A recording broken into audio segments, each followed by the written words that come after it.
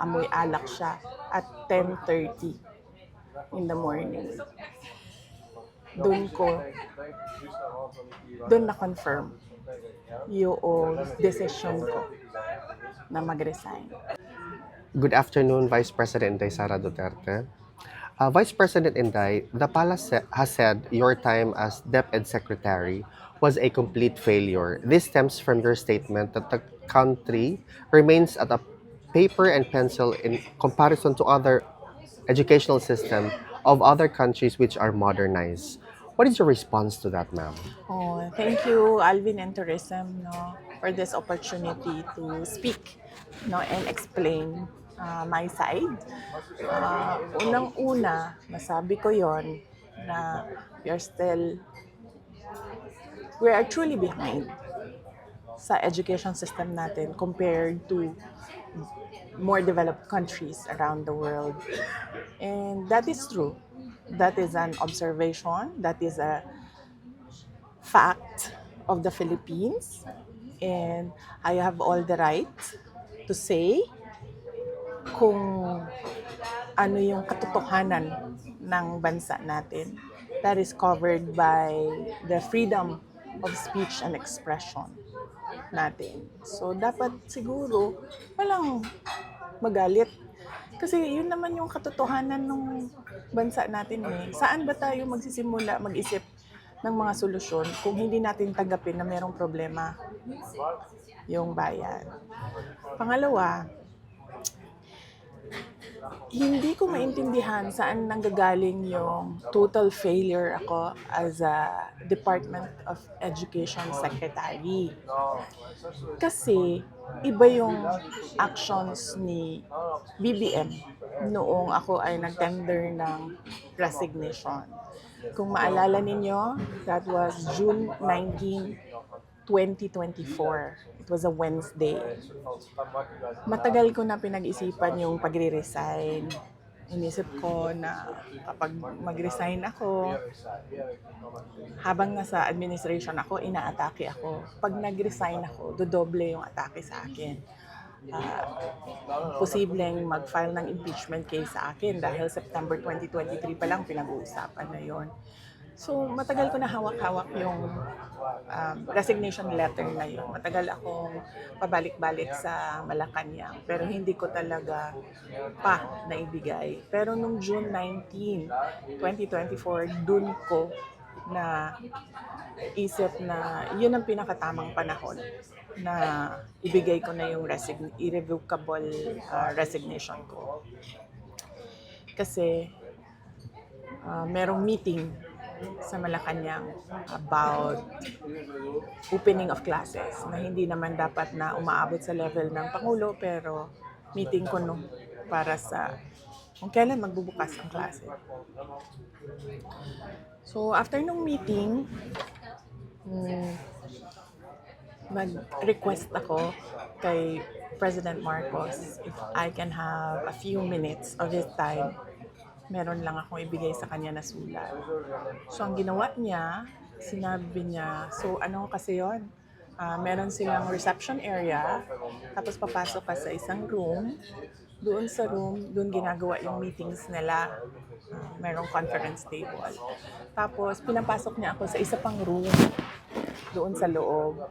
Nagmuka siyang office na may table, may office table, may lounge, merong living room. Doon niya ako dinala. Meron pa isang conference table. So, tinanong pa nga niya ako hindi ka pa nakapasok dito? Sabi ko, hindi. First time ko ito nakapasok dito. Tapos nagkwento pa siya na, nung panahon ng tatay ko, kung saan nag-gather ang mga tao. Tapos, gusto niya daw yung view na yon doon, kaya ginawa niyang office. Sabi ko, okay. Gumanon lang ako. And then, sinabi ko na sa kanya, may dala ako na letter, ibibigay ko sa'yo. Tapos, binigay ko sa kanya. And then, nung binasa na niya, ang sabi niya, why? Tanong siya sa akin, bakit? Tapos sinabi ko sa kanya, ayaw ko na pag-usapan kung bakit ako mag-resign. I mean, para sa akin ba, kailangan pa ba itanong yun? Hindi mo ba nakikita kung ano yung ginagawa ninyo sa akin? O parang hindi naman ako masokista na aatakihin ninyo ako ng aatakihin habang nagtatrabaho ako para sa inyo, and to think na the Department of Education was the department that was delivering results sa administration. So hindi na ako sabi ko ayaw kong pag-usapan.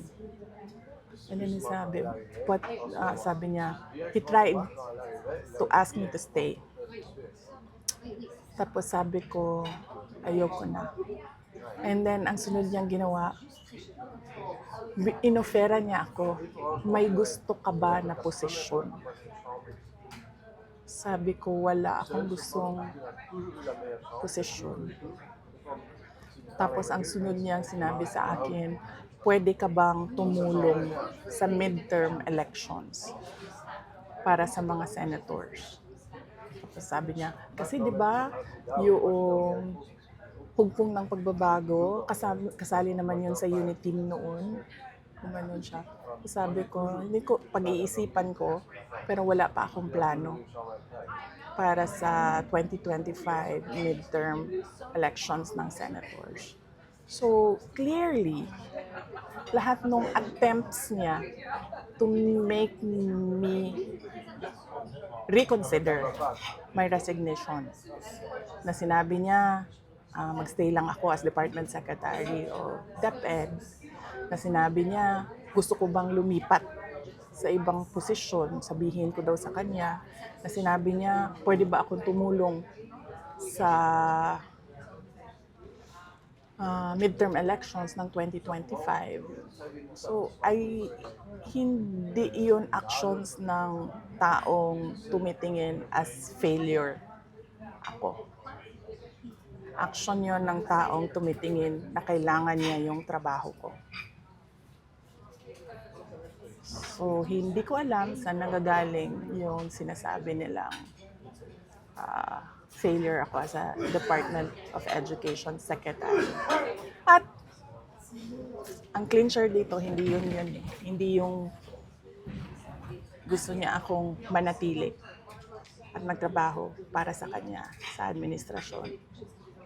Yun yung pag-alis ko, nagbeso-beso siya sa akin. This was 10:25 or 10:30 in the morning. Baba sa oras ko. Hindi lang ako sigurado sa oras.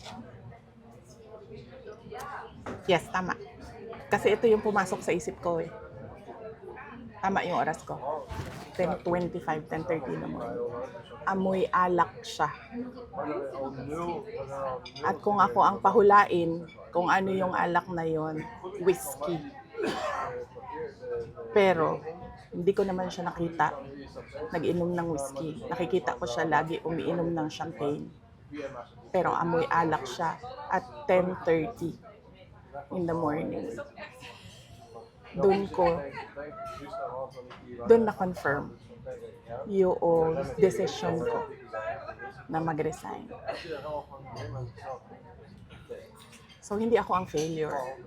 Siguro, ang failure is yung 10:30 pa lang ng umaga, amoy alak ka na.